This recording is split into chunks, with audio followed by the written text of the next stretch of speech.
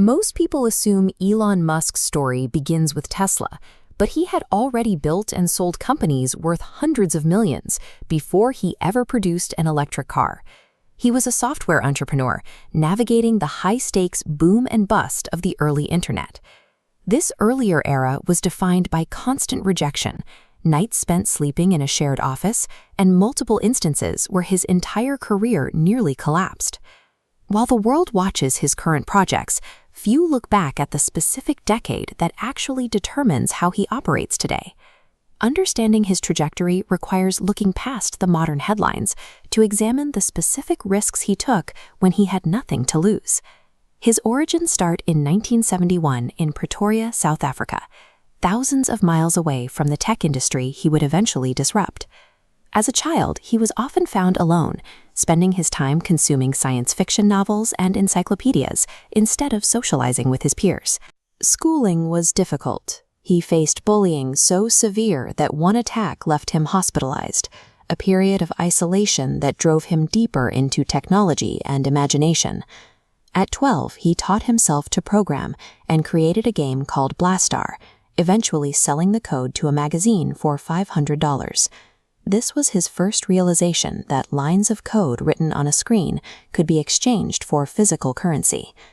Believing the future was being built in the United States, he moved to Canada at 17, surviving on grueling manual labor jobs like cleaning boilers. He eventually transferred to the University of Pennsylvania, where he studied physics to learn the universe's laws and economics to understand how businesses scale. This academic path led him to Stanford for a PhD, a position that offered long-term security in a prestigious field. Instead, he stayed for only 2 days. In 1995, he walked away from the degree to start his first internet company. He chose the volatility of a new technology over the safety of an elite education.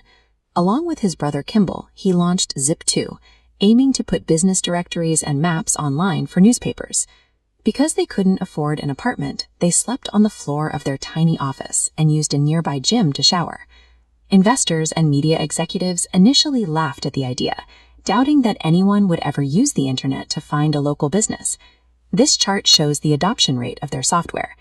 After a long period of stagnation and rejection, their persistence resulted in a sudden wave of signed newspaper contracts.